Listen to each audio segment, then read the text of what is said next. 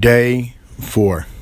In a nutshell, the Satan has clever ways of convincing good people to transgress the terribly destructive sin of Loshon Hara.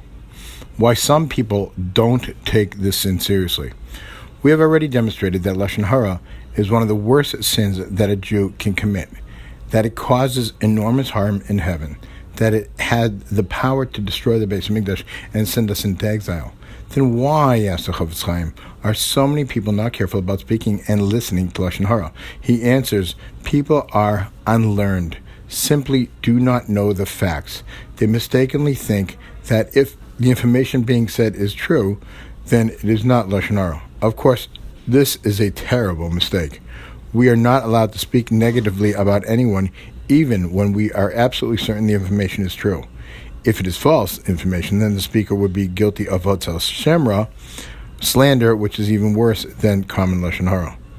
What about learned people who do know the basic rules of Shmiras Loshon? The Yetzer Hara is very clever. He has ways of getting anyone to include learned Jew, including learned Jews, to sin. This is how he does it. Him, it's not Loshon Hara to speak about him. That man is thoroughly evil. He's always involved in machlokas. It's actually a mitzvah to speak against him.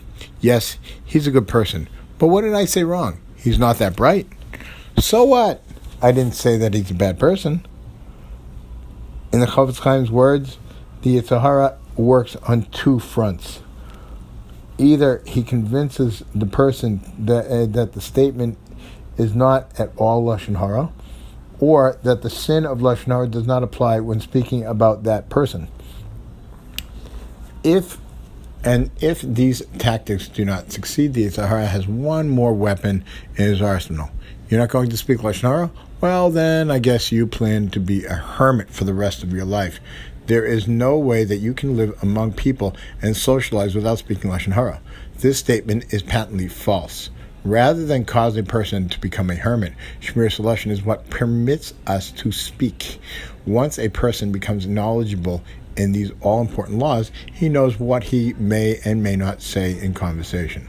Chofetz Chaim concludes that the situation in his days before he wrote his Sefer was sad indeed. Many people did not see Loshon Hara as a sin at all. If someone tried to stop such a person from degrading another Jew, the response might have been, "What are you trying to do? Make me some kind of tzaddik?"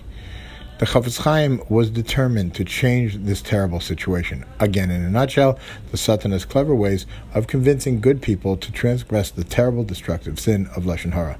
Have a wonderful day and a good Shabbos.